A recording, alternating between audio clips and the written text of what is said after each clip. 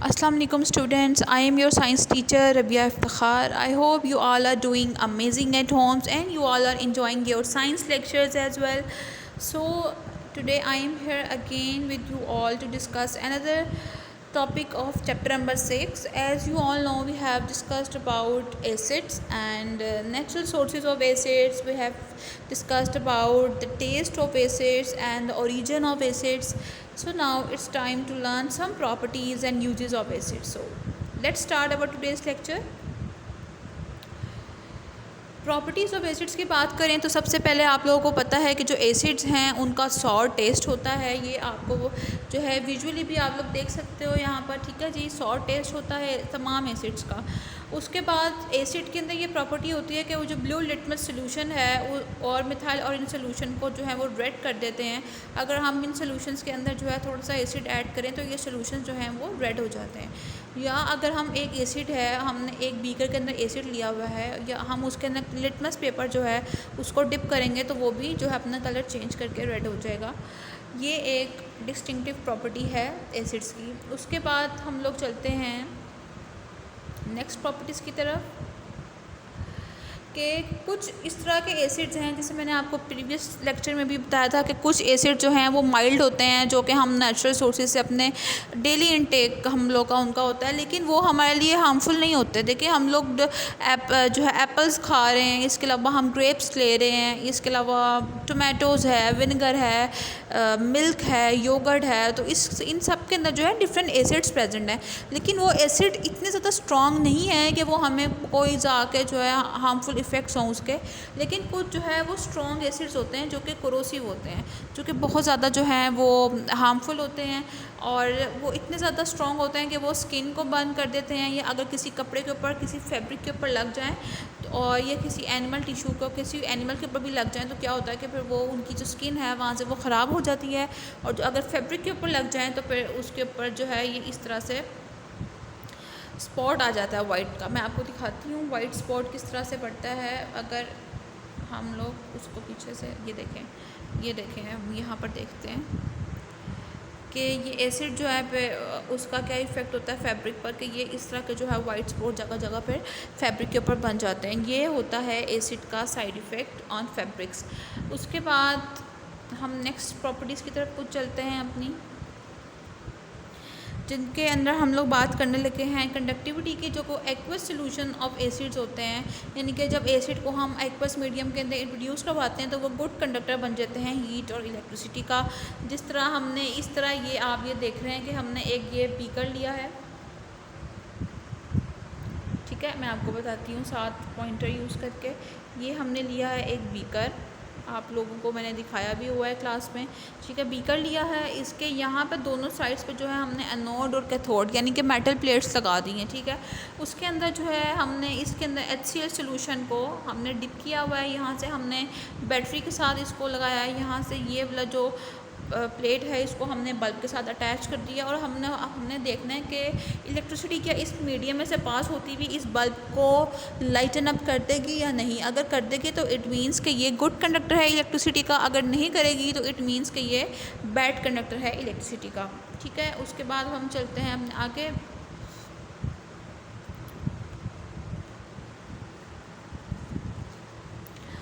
आगे कुछ इस तरह से है कि एसिड जो है वो रिएक्टिव मेटल जैसे कि मैग्नीशियम और जिंक के साथ जो है रिएक्ट करके क्या बनाते हैं जी, सॉल्ट बनाते हैं और एज अ रिज़ल्ट जो है वो हाइड्रोजन गैस को इवॉल्व कर रहे होते हैं, ठीक है। ये एक बहुत स्पेसिफिक करैक्टर है, प्रॉपर्टी है एसिड्स की कि वो रिएक्टिव मेटल्स के साथ जो है रिएक्ट करके एक सॉल्ट हमें दे देता है और साथ ही जो है हाइड्रोजन गैस को लिबरेट कर देता है। अब हाइड्रोजन गैस प्रोड्यूस हुई है या नहीं हुई हमें किस तरह से लगेगा पता, कि जब हम ये रिएक्शन कर रहे होते हैं तो उसके दौरान क्या होता है कि हमें एक पॉप साउंड आती है, ठीक है। जिस तरह से एक पटाखा नहीं बोलता, बिल्कुल उस तरह से जो है एक पॉप साउंड आती है, जिससे हम लोग को ये बात क्लियर हो जाती है कि यहाँ पर हाइड्रोजन गैस की फॉर्मेशन जो है हो गई है। ये साथ यहाँ पर 2 रिएक्शन दिए हुए हैं मैग्नीशियम और हाइड्रोजन क्लोराइड के साथ, तो हम लोग को एक सॉल्ट मिल रहा है magnesium chloride plus hydrogen gas जो है वो यूँ लिबरेट हो रही है एयर में। उसके बाद जिंक है और H2SO4 है, फिर ZnSO4 बन रहा है यानी कि जिंक सल्फेट बन रहा है और हाइड्रोजन गैस जो है वो लिबरेट हो रही है इन्वायरमेंट के अंदर। बिल्कुल अब यहाँ पे जो है मैंने जैसे आपको बताया है कि ये सारा ऑपरेटर्स हम लोगों के पास लगा हुआ है। ये आप लोग की बुक के अंदर भी आप लोग देखेंगे, ये वाली जो डायग्राम है ये बिल्कुल आपकी बुक वाली ही है, जो कि ईज़िली आप लोग उसके अंदर एक स्टैंड देख सकते हैं, टेस्ट ट्यूब देख सकते हैं। इसके अलावा जो है आप इसके अंदर डाइल्यूट सल्फ्यूरिक एसिड आप इसके अंदर देख सक रहे हैं, ठीक है जी। स्टैंड है, टेस्ट ट्यूब है, डाइल्यूट सल्फ्यूरिक एसिड है, जिंक ग्रेन्यूल्स हैं, मतलब कि हम ये जो सेकंड वाला रिएक्शन हमने पढ़ा है ये यहाँ पर परफॉर्म हो रहा है। जिंक ग्रेन्यूल्स हैं, इसके साथ ही जो है हम लोग के पास एक टेस्ट ट्यूब हमने इस तरह से उस पर हैंग की हुई है होल्डर के साथ। उसके अंदर जो है हमने पीस ऑफ कॉर्क एडजस्ट किया हुआ है। डिलीवरी ट्यूब है यहाँ पर एक मीडियम के साथ, एक खुले से जो हम लोग का बीकर है, एक टब टाइप अपरेटस उसके साथ अटैच है, ठीक है। अब क्या हो रहा है जी कि यहाँ पर हमने जो है जिंक ग्रेन्यूल्स ऐड किए हैं, डाइल्यूट सल्फ्यूरिक एसिड ऐड किया, अब ये रिएक्शन हो रहा है, ठीक है। अब रिएक्शन हो रहा है तो इसके अंदर बबल्स फॉर्मेशन होगी, और जो बबल्स बनेंगे वो किसके होंगे, हाइड्रोजन गैस के बबल्स होंगे, ठीक है। हाइड्रोजन गैस के बबल्स होंगे। अब वो बबल्स जो हैं वो इस तरह डिलीवरी ट्यूब में से पास होते हुए यहाँ तक आएंगे, इस मीडियम तक आएंगे, और यहाँ पर आकर जो है एक पॉप साउंड प्रोड्यूस होगी। तो फिर हम लोगों को पता लग जाएगा कि जी यहाँ पर हाइड्रोजन गैस की फॉर्मेशन हो गई है। उसके बाद हम लोगों का और रिएक्शन आते हैं कार्बोनेट्स के साथ। जो एसिड्स हैं वो मेटल कार्बोनेट्स के साथ और मेटल हाइड्रोजन कार्बोनेट्स के साथ जो है वो रिएक्ट करते हैं, और फिर हम लोग को जो है वो कार्बन डाइऑक्साइड एज आ प्रोडक्ट देते हैं। गैस भी मिल रही है ना हमें इस तरह, जैसे हमें प्रीवियस रिएक्शन में हाइड्रोजन गैस मिली थी, यहाँ पर जो है हमें कार्बन डाइऑक्साइड गैस मिल रही है। तो कैल्शियम कार्बोनेट को हमने हाइड्रोजन क्लोराइड के साथ रिएक्ट करवाया है, जिसके रिज़ल्ट में हम लोग को प्रोडक्ट्स मिली हैं कैल्शियम क्लोराइड, वाटर और कार्बन डाइऑक्साइड, ठीक है। उसके बाद सोडियम हाइड्रोजन कार्बोनेट है यहाँ पर, और एसिटिक एसिड है, इन दोनों का रिएक्शन हुआ है, और इन रिएक्शन के बाद क्या बना है, हम लोग के पास सोडियम एसीटेट एक सॉल्ट बन गया है, साथ में हम लोगों को क्या मिल रहा है, एक वाटर मिल रहा है और कार्बन डाइऑक्साइड गैस मिल रही है, ठीक है। ये रिएक्शन भी आप लोगों की बुक के अंदर लिखा हुआ है बिल्कुल इस तरह से, जिस तरह मैंने आपको यहाँ पर बताया है। उसके बाद कार्बन डाइऑक्साइड जो है प्रोड्यूस होती है रिएक्शन के जो हम लोग रिएक्शन कर रहे होते हैं, जो कार्बन डाइऑक्साइड गैस प्रोड्यूस हुई है अभी पीछे रिएक्शन में, उसमें क्या हुआ है कि जो लाइम वाटर है ना वो उसको मिल्की कर देती है। तो उससे क्या होता है कि हम लोगों को पता लग जाता है कि कार्बन डाइऑक्साइड गैस प्रोड्यूस हो गई है। आइडेंटिफिकेशन के लिए ये मेथड जो है यूज़ किया जाता है कि लाइम वाटर को हम उसको पर टेस्ट करते हैं कि क्या इस सोल्यूशन के अंदर कार्बन डाइऑक्साइड गैस प्रोड्यूस हुई है या नहीं। तो अगर प्रोड्यूस हुई होती है तो जो लाइन वाटर है वो थोड़ा सा मिल्की अपीयरेंस उसकी आ जाती है, ठीक है। जिस तरह से आप थोड़ा सा दूध लें, बिल्कुल 2-3 ड्रॉप्स 2 to 3 ड्रॉप्स जो है आप मिल्क के ले लें, और उसके अंदर जो है 4 to 5 ड्रॉप्स आप वाटर ऐड करके या 5 to 6 ड्रॉप्स आप वाटर ऐड करके उसको मिक्स करें ना, तो जो उसका लाइट सा कलर बनता है ना वो होता है एक मिल्की सी अपीयरेंस, ठीक है। तो यहाँ पर साथ में इसका ऑपरेटस भी दिया हुआ है वही वाला जिस तरह हमने प्रीवियस उसमें देखा था अपने प्रॉपर्टी के अंदर। उसके बाद अब यहाँ पर आ रहा है बहुत इंपॉर्टेंट न्यूट्रलाइजेशन का प्रोसेस। ये आप लोगों ने याद रखनी है, एज अ डेफिनेशन भी आपसे पूछा जा सकता है, और फिर आपने ये एग्जांपल भी याद रखनी है कि एसिड है, ये एसिड है और ये बेस के साथ रिएक्ट कर रही है, और हमें जो है एक सॉल्ट दे रही है और एक वाटर प्रोड्यूस कर रही है, वाटर मॉलिक्यूल प्रोड्यूस कर रही है। इस पूरे प्रोसेस को जिसके अंदर जो है एसिड बेस के साथ रिएक्ट करके जो है हमें सॉल्ट और वाटर देती है, उस प्रोसेस को हम क्या कहते हैं, न्यूट्रलाइजेशन, ठीक है। तो ये न्यूट्रलाइजेशन का प्रोसेस है, ये बहुत इंपॉर्टेंट प्रोसेस होता है जब हम एसिड्स की बात करते हैं।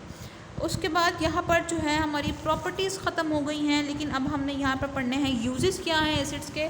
तो सबसे पहले जो हाइड्रोक्लोरिक एसिड का हम यूज़ पढ़ने लगे हैं।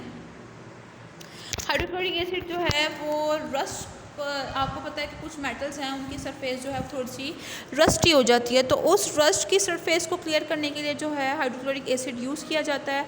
उसके अलावा जो है कॉमन साल्ट जो हम लोगों के पास आता है उसको प्योरीफाई करने के लिए भी जो है ना हाइड्रोक्लोरिक एसिड के थ्रू हम उसको उसके अंदर से पास करते हैं ताकि ये बिल्कुल क्लियर हो जाए। उसके बाद एक्वा रीजिया, एक्वा रीजिया आप लोग के लिए एक न्यू टर्म है। Aqua regia basically hydrochloric acid और नाइट्रिक एसिड जो है वो कंबाइन होकर एक्वा रीजिया बनाते हैं, ठीक है। हाइड्रोक्लोरिक एसिड और नाइट्रिक एसिड जो है कंबाइन होकर एक्वा रीजिया बनाएंगे। ये देखें जी HCl + HNO3, ठीक है। और इसका क्या होता है पर्पस, एक्वारीजिया का, कि ये मेटल्स को डिज़ोल्व कर लेता है अपने अंदर, जैसे कि गोल्ड है। इसके अलावा हाइड्रोक्लोरिक एसिड क्या करता है कि ग्लूकोज फॉर्मेशन करवाता है स्टार्च से। ठीक है, आपको पता है कि ग्लूकोज बहुत ज़्यादा ज़रूरी होती है।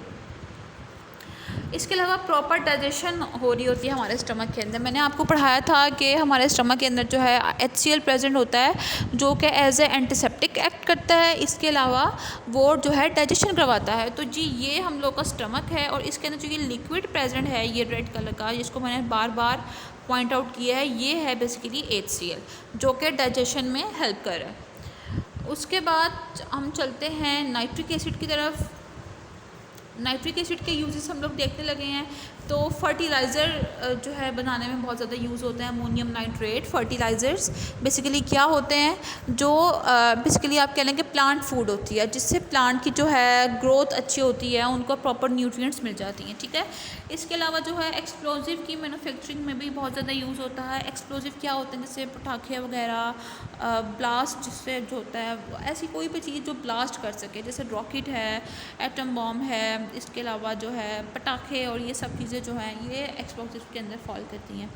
इसके बाद हम लोग देखने लगे हैं डाइस, प्लास्टिक्स और आर्टिफिशियल सिल्क की जो है मैन्युफैक्चरिंग के लिए भी जो है HNO3 यूज़ होता है। ये यहाँ पर लगी हुई है पिक्चर आर्टिफिशियल सिल्क की। ठीक है, एक तो सिल्क वो होती है जो कि हमें बिल्कुल एक इंसेक्ट से मिलती है, कोकोन से मिलती है, लेकिन एक ये वो सिल्क है जो हम आर्टिफिशियल वेज से खुद प्रिपेयर कर रहे हैं। उसके बाद जो है मेटल्स जैसे होते हैं कॉपर, ब्रांस और ब्रॉन्ज, जो मैंने यहाँ पर पिक्चर्स अटैच की हैं, इनके हम लोग को अक्सर जो है यूटेंसिल्स वगैरह मिल जाते हैं। कुछ हम लोग को डेकोरेशन पीसीज, वाज वगैरह मिल जाते हैं, जिनके ऊपर जो है प्यारे प्यारे ऐसे डिज़ाइंस बने होते हैं। तो वो जो डिज़ाइंस बने होते हैं वो नाइट्रिक एसिड की हेल्प से जो है बनाते हैं। उन मेटल्स के ऊपर जो है इचिंग करते हैं, जो है डिज़ाइन को लगा देते हैं, उसके बाद बहुत प्यारा सा डिज़ाइन बन जाता है। उसके बाद हम लोगों के पास है सल्फ्यूरिक एसिड। सल्फ्यूरिक एसिड जो है as a dehydrating agent use होता है किसी भी रिएक्शन के अंदर। जो है अगर हमने उसके अंदर से वाटर रिमूव करवाना हो ना, तो हम उसके अंदर जो है सल्फ्यूरिक एसिड ऐड कर देते हैं, ये सारा वाटर जो है एब्जॉर्ब कर लेता है। उसके बाद जो है डिफरेंट फर्टिलाइज़र्स की मैन्युफैक्चरिंग के लिए भी जो है यूज़ किया जाता है सल्फ्यूरिक एसिड, जैसे ammonium phosphate fertiliser, again plants की जो है वो फूड होती है। इसके बाद जो है प्लास्टिक्स और आर्टिफिशियल सिल्क, पेंट्स, ड्रग्स और डिटर्जेंट्स के अंदर भी जो है इनकी मैन्युफैक्चरिंग के अंदर जो है सल्फ्यूरिक एसिड यूज़ होता है। जो हम पेंट्स करते हैं, जो एक स्मेल आती है पेंट की, इसके अलावा आर्टिफिशियल सिल्क की, ड्रग्स की, ये सब चीज़ें जो हैं इनके जो हम सल्फ्यूरिक एसिड यूज़ करते हैं। उसके बाद जो है पेट्रोलियम रिफाइनिंग के अंदर, लेदर इंडस्ट्रीज़ के अंदर, टेक्सटाइल पेपर के अंदर डिहाइड्रेटिंग एजेंट है ना, तो इसलिए जितना भी एक्सेस वाटर होता है उसको रिमूव करने के लिए हम लोग सल्फ्यूरिक एसिड यूज़ करते हैं इन इंडस्ट्रीज़ के अंदर भी। इसके अलावा जो है स्टोरेज बैटरी, जैसे UPS की बैटरी है, उसके अंदर आपको पता ना एसिड प्रेजेंट होता है, तो वो सल्फ्यूरिक एसिड प्रेजेंट होता है उसके अंदर। इसके अलावा जी आगे हम लोग देखते हैं, एक बात है जो कि बहुत ज़्यादा फेमस है सल्फ्यूरिक एसिड के बारे में, कि जो सल्फ्यूरिक एसिड है उसको हम किंग ऑफ केमिकल्स कहते हैं। ठीक है, क्योंकि ये मल्टीपर्पज़ होता है, पेंट्स और पिगमेंट्स में यूज़ हो रहा है, केमिकल्स और प्लास्टिक्स में यूज़ हो रहा है, क्लीनिंग ऑफ मेटल्स में यूज़ हो रहा है, सॉप्स और डिटर्जेंट्स के अंदर यूज़ हो रहा है, टैनिंग के अंदर यूज़ हो रहा है। जो टैनिंग वो प्रोसेस होता है जिसके अंदर जो एनिमल स्किन होती है ना, हम उसको डाई करते हैं। आपको पता है हम लोग ईद पर कुर्बानी करते हैं तो जो एनिमल स्किन होती है वो हम लोग दे देते हैं, तो जो वही स्किन होती है ना उसको बिल्कुल ड्राई करके, उसको बिल्कुल क्लीन करके, उसको टैन करके जो है ना हम लेदर के बैग्स और ये शूज़ वगैरह यूज़ करते हैं। इसके अलावा फाइबर्स एंड डाइज में यूज़ होता है, ऐसे फर्टिलाइज़र भी जो है ये यूज़ होता है। So that's all about today's lecture. I hope आप सबको जो है समझ आ गया होगा। कोई कन्फ्यूजन हो तो आप मुझसे पूछ सकते हैं। टेक केयर, अल्लाह हाफिज़।